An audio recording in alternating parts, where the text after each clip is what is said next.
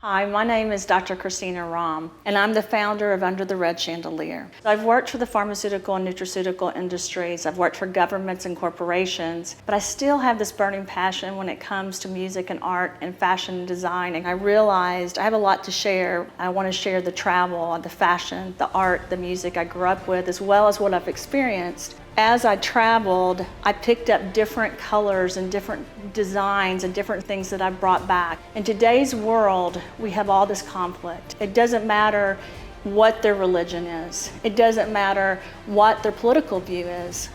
For all the creators out there, for all the scientists, from all the artists, for all of you guys, come join us on this series. We're here to connect. We're here to learn.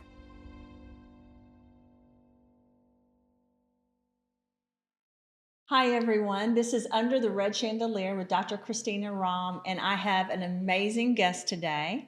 I have Jo, who is the manager in the Austin store with Love Shack Fancy, and she's also a cancer survivor, and she's also an amazing human being. So thank you, Jo, for being on today's show. Thank you for having me. Really excited to be here. I remember the first time I met you, you had such a positive attitude, and I always loved that. So I travel a lot, and so you go places and you meet a lot of people, but I loved your personality and your attitude and your willingness to be kind to everyone in the store. I was watching you. Oh, I love that. Kind of same thing for me. I meet hundreds of people every single day that walk through my store, through the door. And when I met you, I was just like, who is this woman? You just radiate such positive energy. And, I didn't want to share too much in the store with you, but when you partially told me your story, it really just hit me deep in my core because we had similar personalities and similar kind of experiences, but your mind is so brilliant. And your mission to just help the world and help people and just spread love and be kind. And, I just wanted to know more about you. So I went home and stalked you and your husband, Clayton Thomas. And, I just wanted to know more about you because, it's sometimes difficult to find really good wholehearted people, and you're amazing. Thank you. Our whole group likes you. Stephanie and Leslie and Clayton, everyone, they think the world of you, and it's nice because sometimes when you travel everywhere, you're in different countries, you're doing different things. Some people are nice and some people aren't. I think you and I have had a mutual experience, which is, having cancer in different ways or having illness makes you either bitter and angry, or it can make you a better, kinder person. Mm-hmm. So I would love to hear your story. I know you came from New York and you're in Austin. Do you like Austin, by the way? I love Austin. Austin really came about, we moved about 4 years ago, and my husband and I were very spontaneous people. We knew we didn't want to be in New York. It was just so kind of congested. There's a lot of people, there's a lot of buildings, and we knew we wanted to be surrounded by trees and land and space.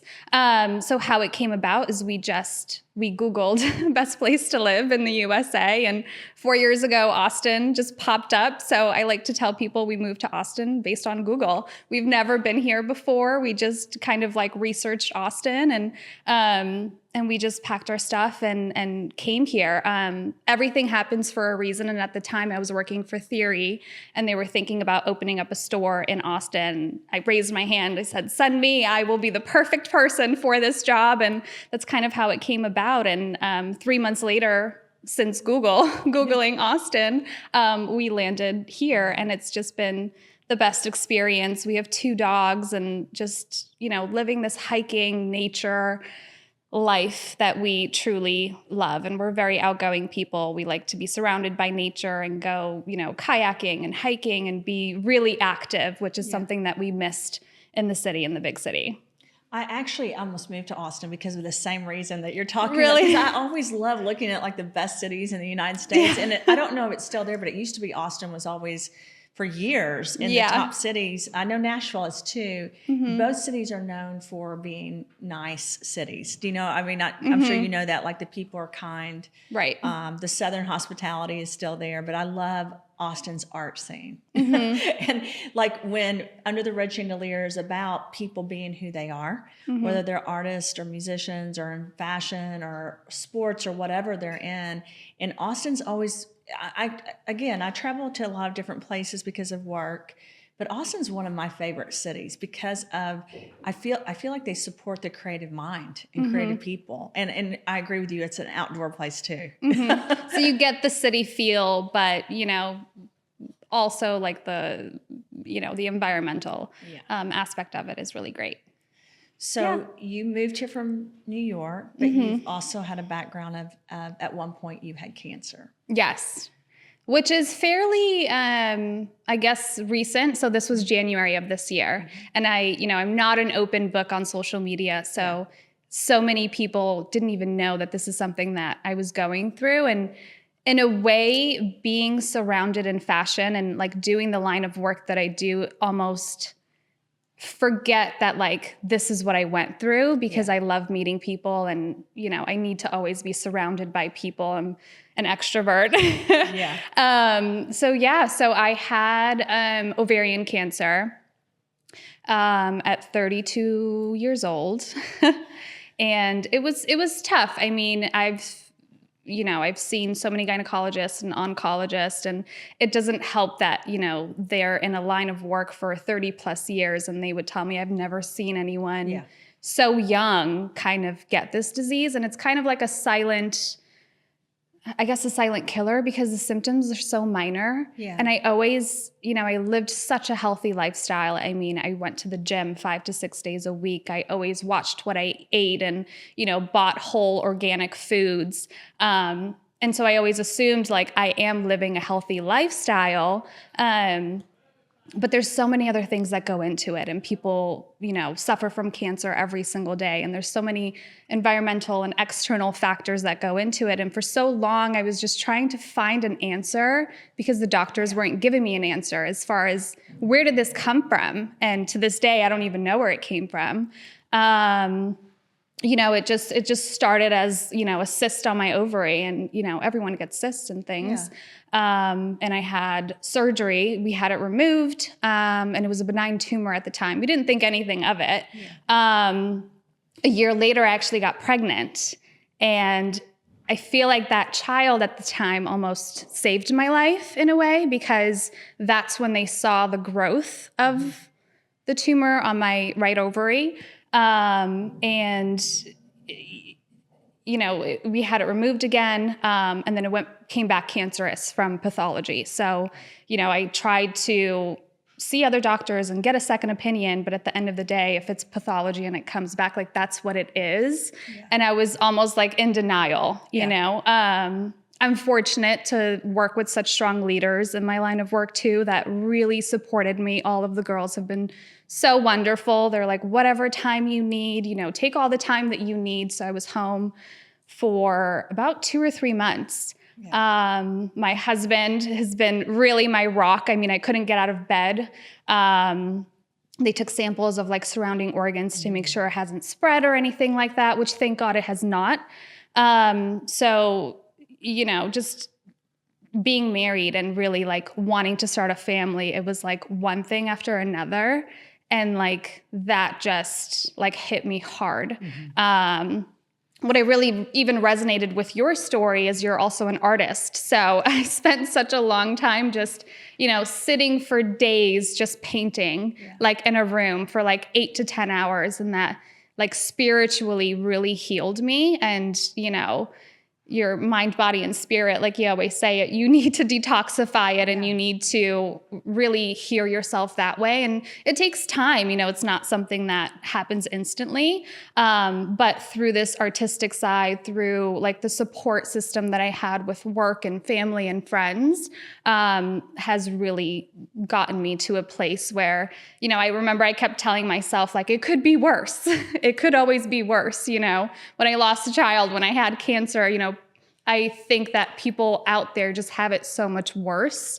And that's the kind of mentality that got me through it. So I just kept trying to be positive. And, like I said, this is the first time I'm really speaking about it. And I'm not going to cry. No, it could have been worse, but it could have been better. So, I mean, I know that was incredibly hard.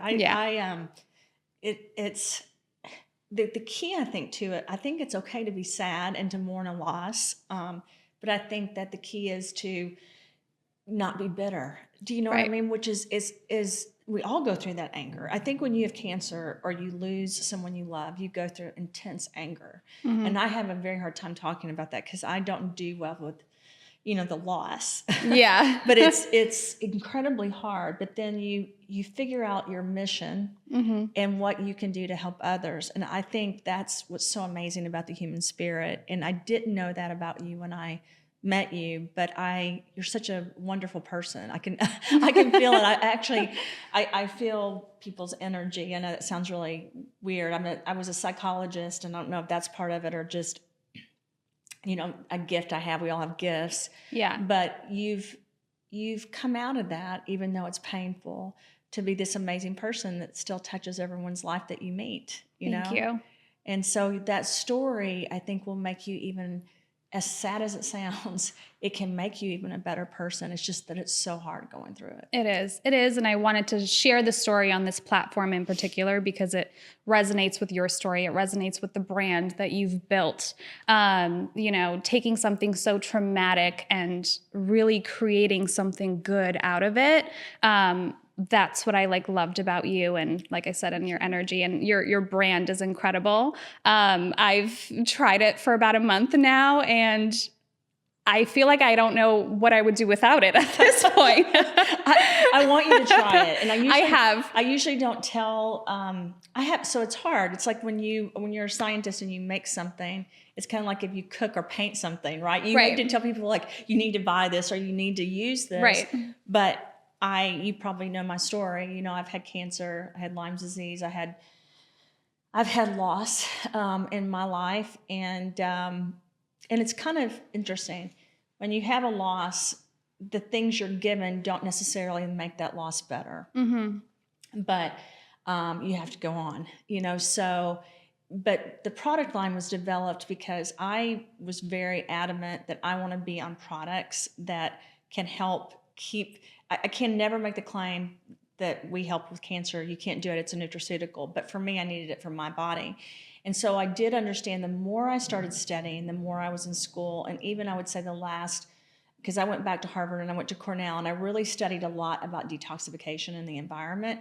And I remember working for pharmaceutical companies, and I worked on human monoclonal antibodies. I worked on vaccines. I worked on things that had to do with chemotherapy and radiation. But I remember hearing, it's an environmental factor that's triggering this epigenetic. And then I started studying even more, and the World Health Organization and every university had information on how there were heavy metals in the environment that caused these toxins and pollution that caused this trigger, right, in people. And then once that trigger started, this inflammatory cascade happened and tumors and stuff like that. So I really went on this quest, and I really believe that I traveled all these places to learn from different medical healthcare professionals. And in all these countries, they use turmeric, curcumin, black cumin seed, resveratrol. They would use the isolate and lots of things like spirulina, chlorella, chlorophylla to really keep the cells down, the communication down, and really promote the immune system. So this didn't keep happening. And for me, I understood, sounds horrible, but I understood that it's not if I'll get cancer again. It was that it's in my body. So what I have to do is keep it away, right? And that was really the whole formation of the line of products, helping to detox the body and get rid of things that shouldn't be there, and then promote the good cells. Because it was really hard for me. I remember sitting and hearing them talk about how the cancer cells talk, and how it goes into P450, IL4, IL2 pathways, all the scientific stuff. But the summary is they talk and they convince the other cells to grow like them. So what you've got to do is you've got to promote the good things in your body and the good cells so they're so strong that they shut that communication off. And I wish someone would have explained that to me when I was younger, because I would have taken a different path, I think. I didn't understand that. I grew up in a home where my whole family, we had cancer throughout my family. And I think knowing that as a scientist has made me really want to develop things that help people, because there's not a lot of education out there. You go to the doctor and they tell you have cancer, and then they tell you what you have to do. You either have surgery or chemotherapy or radiation or all three. And you could go to a lot of different doctors. They may give you a different path, but it's basically the same thing in a different order, right? Because some doctors want to cut first, and some doctors want to do radiation or chemotherapy first. And it's lonely. Yeah. You know, it's lonely. And you're very fortunate you had a husband, and I know you know this, that was there for you, because so many women don't. Right. And ovarian cancer, I just want the audience to know it's tough. And I'm sure you know that. It's a tough, you're very fortunate that they caught that. Because if they wouldn't have, and you would have waited a couple of years, it would have probably been it would have been too late. Yeah. Yeah. And I did a lot of genetic testing, and this specific cancer was not in my family. And that was another reason I was just trying to find answers. And I did genetic testing, and I had an 8% chance of ever getting this in my life. So when I had the right side removed, then the doctors were like, well, now you have a 30% chance of getting it on the other side. And I'm like, where are these numbers coming from? You know, I wanted to do something about it, and I didn't know what to do. Yeah. So I'm so really thankful to have met you, and, you know, to be introduced to your line of products, to, you know, it's never too late to start now. And, you know, I'm still young, and I want to live this pure and healthy lifestyle, and really just try to do the best that I can to reach 100 years old, you know, and to, you know, move forward and be positive about it. And it sucks. It really did suck. It sucks. And I'm going to tell you, though, if this makes you feel better. So you had an 8% chance, and you see the chances of ovarian cancer and how it impacts the rest of your life. Well, you're an outlier. So what that means probably, and I'm saying this sincerely, for me, what that means is you'll be an outlier with that too. You'll be able to fight this. And I think what I ended up doing is not being scared of it and accepting, which took me a while, and it's new for you, but it took me a while to not be scared, but instead to be adamant that I was going to take care of myself. And I still lapse, like I'll fall back and like not worry about what I'm eating or drinking, but everything I put in my body, I understand has a reaction inside the body, and it's so important. And I think you're lucky you're in the fashion industry. And I say that because you get to be surrounded by people that do care about art, because fashion's art, right? And they care about things that make them happy. So the art that you drew, that's basically why I drew so much and why I painted so much, because it was pain. Yeah. And people say to me, you don't paint a lot anymore. And my answer is I don't have a lot of time, but I am probably not in as much pain as I was. Because going through that, again, you suffer a loss. I think people don't talk about that enough. When you have cancer, you mourn. And I was young. You know, I was at a young age. I remember someone wrote somewhere that I had eye cancer. I didn't have eye cancer. I had cancer right here above the eye, and they thought they may have to take the eye out, which was still the same. I mean, basically the same thing. Oh, but wow. I was really nervous. You know, I was 25, 26 years old. And I remember thinking, this isn't fair. Wait a minute. Why do I have all this cancer at this age? Why have I gone through all of this loss? And I was mad. I was angry, and I felt lonely. And I honestly felt like I couldn't talk to anyone because no one wants to talk about it. Right. As nice as people are, it's hard to talk about, because I think people, A, start thinking, well, what if I get cancer? And they don't want to hear it. B, they want to be happy. You know, so even though the fashion industry is a distraction and something amazing that you get to focus on to help people, there's still a concept all over the world where people don't want to talk about it on a daily basis. And that can be lonely. And so, at least you have your husband and you have me. Yeah.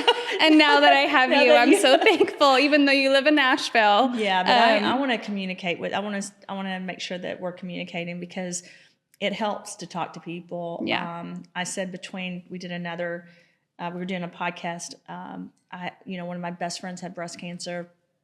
My father had stage 4 head, neck, and throat cancer. It's hard. And now you're a survivor. Yeah. And so you can help a lot of, do you do anything yet, or will you do anything? Well, this interview is going to help people. Yeah. And so that's why I wanted to come on here and, really living this lifestyle of, I don't talk about my experiences to everyone. I don't. Yeah. sometimes people like to talk about themselves. So I'm here to listen and to help people as well.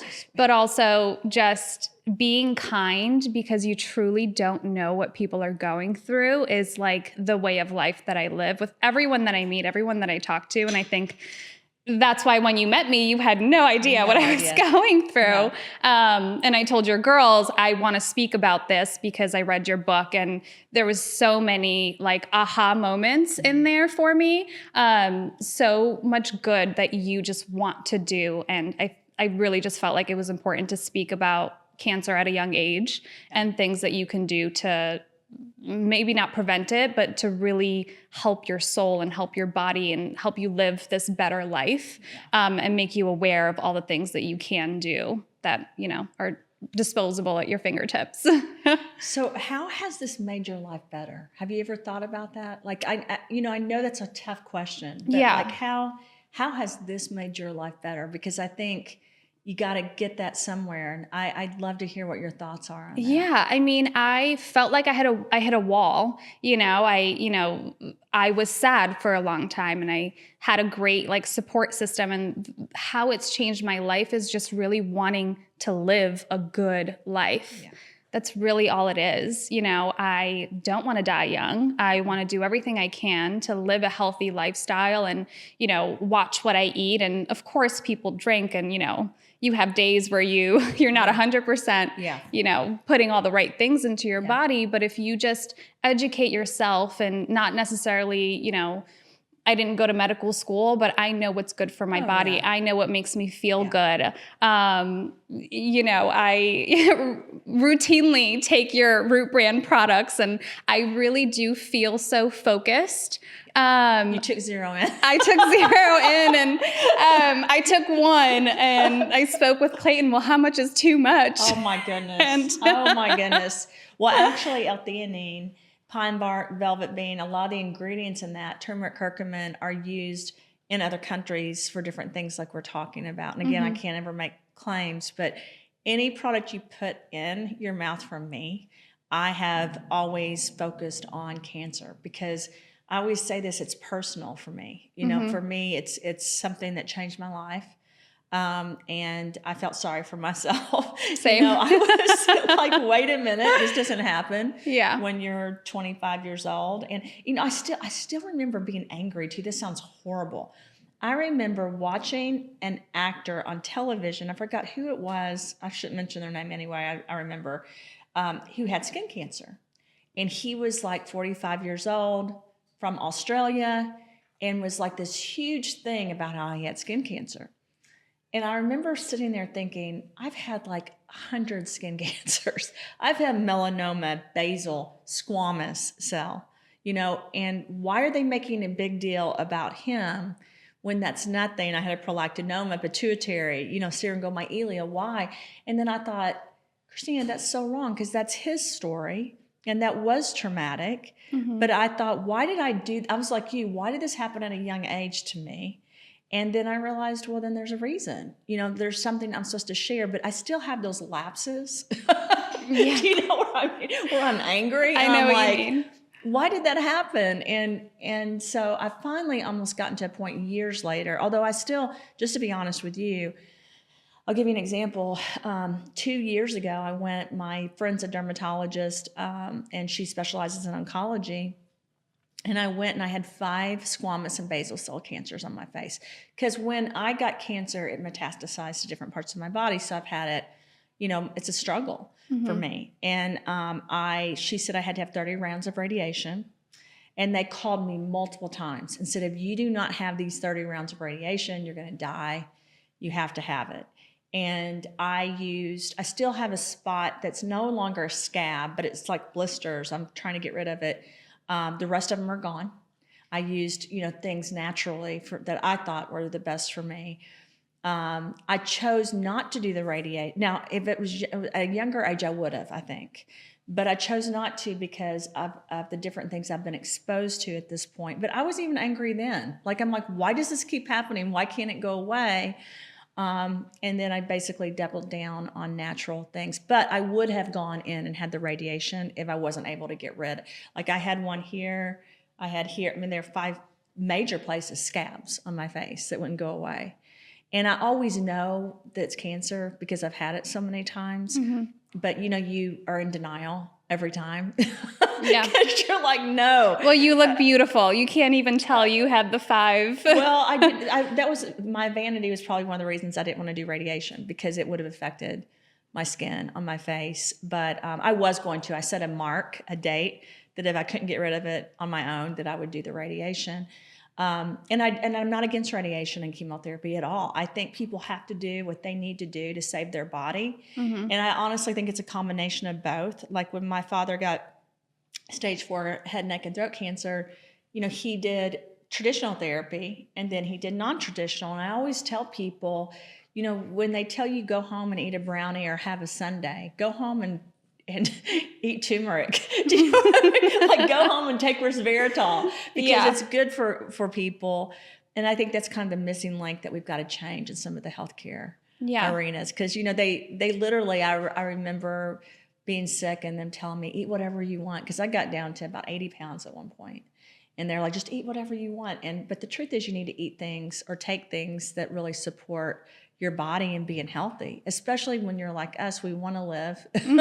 We want to, and I think most people do want to live. Yeah, they do. And you really just have to accept your body changes, whether that's gaining weight, losing weight, you do. All of the hormonal imbalances that you have in your body. You have to kind of accept that and kind of come out of it in like a positive way. Now, you said you had an end date for your radiation. How long did it take you, I guess, to heal yourself in that timeline for you?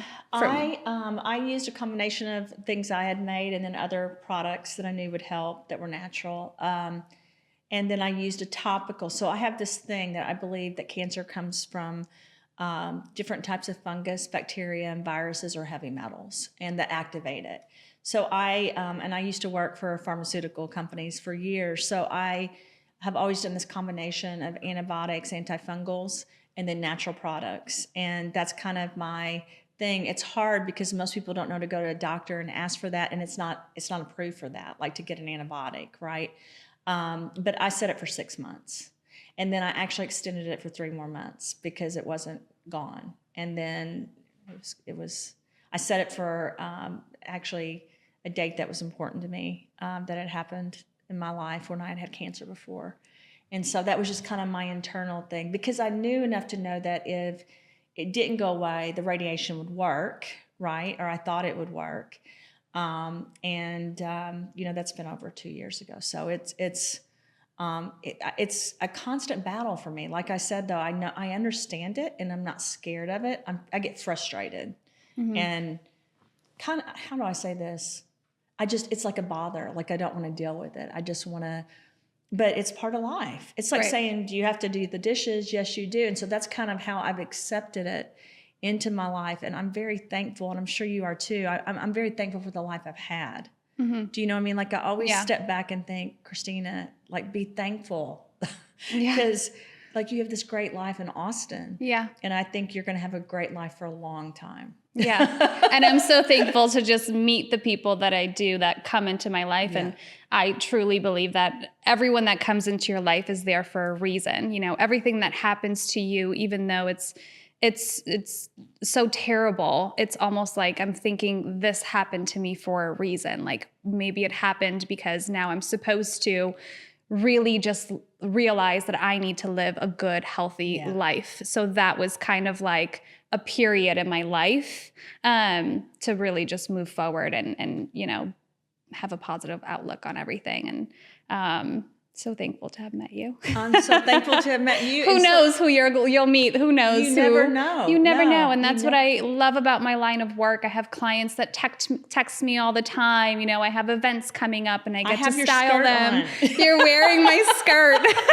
I told you I went by there this morning because I love your fall line. And Yeah. my friend Lisa Kreitz was with me. She works with us, and we both were like, we love that skirt. Yeah. In Yeah. the window that you have with it was so cute. So we're going to go back later. But Yeah. we're having an event, I think, tomorrow night. We're having an event tomorrow night, having some spicy margaritas. My favorite.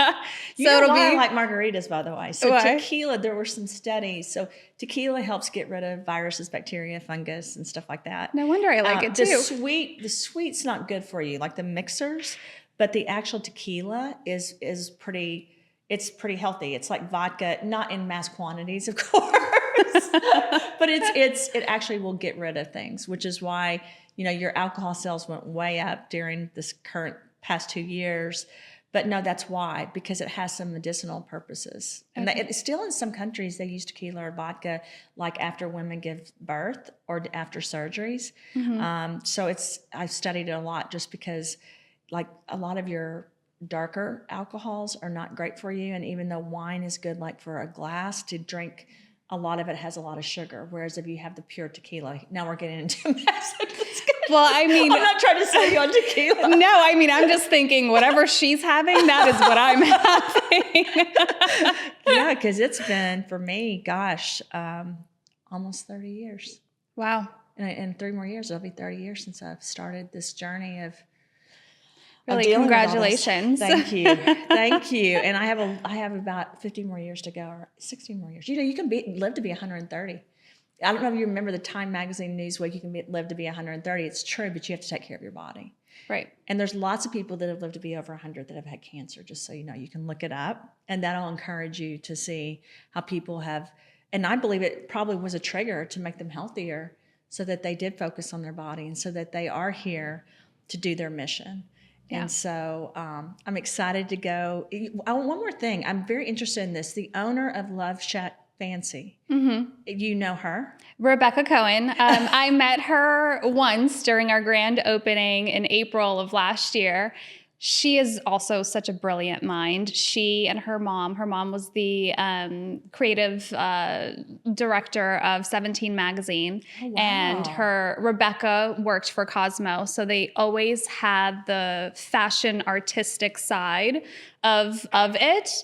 And her mom, they were both very into vintage. They collected vintage pieces, and that's where I really resonate with the brand as well. Because I love antique shopping. Yeah. My sister is the total opposite of me. My sister is very modern, but if it has flowers on it, if it's old and rustic, I love that. That's what I do for fun. I just go antique shopping with my husband, and I love it he thinks I'm crazy because I'm like, I have to have this chair. I'm the same way. I just love old things. It just has character. It does. It tells a story. My husband's the same way, though. He loves modern, and I'm like, I love this. He loves that. But I try to combine it into our house. But I grew up in a small town called Dexter, Missouri, and we grew up going to auctions and antique stores. And so it was kind of a part of the town. Like we all had like older things, and I still love it. I just love it. I still like the black chic, if I need to go that look, but I love the brand. And so she was an inspiration, or is an inspiration. She is an inspiration, and she was getting married to her husband, Todd, and they, she couldn't find the perfect bridesmaid's dress. So she made her bridesmaid's dresses, and everyone absolutely loved it. And I love to tell that story, but also the story of her background of being an editor. And I also love the brand because it is family owned. So you're not really working for a big corporation that you never really even get to meet the founders of the company. She's still very involved in it. The pieces are made to kind of crawl up in a ball and put it in your suitcase, and you take it out and it's just as beautiful because it's cotton. You don't have to dry clean it. It's just like easy. This. It's so whimsical and, beautiful and vintage. And you walk into the store, and every single day we meet so many people that are just in awe, and they walk in and they're like, oh my God, the outside matches the inside. It's so cute. There's all the flowers, and, it's branding. that's what draws people in Yeah. is, the beautiful atmosphere of the entire store. And then you get to meet the girls, and they're so wonderful. And, I work there for the clients and for the family brand. And I love the people that I get to meet, and really just change someone's life in a way of making them feel beautiful without, listening to what they have to say and catering to their needs of all the events that they have going on. And they'll text me like, oh my God, Jo, what do I wear? What do I pair this? And this and that. And it's just been so fun to make them feel good. And that's what I love about it, really. You sent me clothes and I was like, wait a minute, this isn't the same experience. I've got to go back to the store. That's why I was stalking you this morning, trying to go in, and you guys were closed. You opened at 11. I know. And the one last thing, I think it says a lot. It's a testimony to people that were kind to you when you were sick. And I think every business should be that way. Yeah. Everybody should be that way, because life's really tough or hard, and we've got to be there for each other. Yeah. You got to be there for each other. You really just have to be kind. Yeah. And like I said, you don't know what people are going through. So really just radiate this positive energy and live a good, healthy life. That is right. And I love sitting down and talking to you, and I'm so happy that I get to see you tomorrow. Yeah. Thank you so much for having me. I can't wait to sip on tequila tomorrow. Me either. On our sip and shop event. It'll be fun. It's going to be fun. Thank you so much, Jo. Yeah. And I know you don't share a lot on social media, but we'll be following you and our different brands. And I'd love to have you back on the show at a later time, because this is really fun. I'd love to be back. Thank you for having me. Thank you. Thank you so much.